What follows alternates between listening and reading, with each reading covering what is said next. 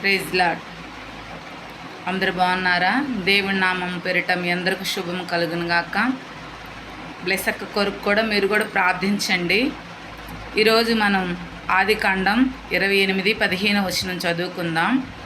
ఇక్కడ ఏమని మాట్లాడుతున్నాడంటే, దేవుడు నీవు వెళ్ళు ప్రతి స్థలమందు దేవుడు నిన్ను కాపాడుతానంటున్నాడు. ఏ స్థలానికి వెళ్తావో, ఏ మార్గాన్ని వెళ్తున్నావో, నువ్వు ఎలా వెళ్తున్నా కానీ ఆయన కృప నీకు తోడుగా ఉంది. ఆయన నీ పక్కనే ఉండి నిన్ను నడిపిస్తున్నాడు.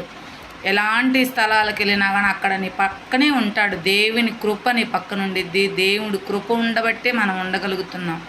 ఎవరు భయపడ అవసరం లేదు. ఏ మార్గంలో వెళ్తున్నా కానీ మీ పక్కనే ఉంటాడు. దేవుడు తోడుగా ఉంటాడు మనకి. అలాగే 365 రోజులు కూడా దేవుడు మన పక్షాన ఉన్నాడు. ప్రతిరోజు కూడా భయపడకమని 365 సార్లు మన బైబిల్లో ప్రతిరోజు ఉంది.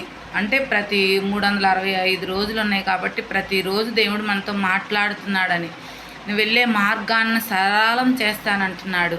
నువ్వు వెళ్ళే మార్గంలో ముళ్ళులు తుప్పులు ఏమున్నా కానీ ఆయన నీకంటే ముందుగా నడిచి ఆ మార్గాన్ని సరళం చేస్తాడు.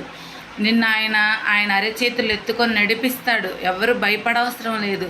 దేని గురించి చింతించే అవసరం లేదు. దేవుడు మన పక్షాన ఉన్నాడు, మనకు తోడుగా ఉన్నాడు. Praise Lord. ఈ చిన్న మాటలు దేవుడు దీవించును గాక.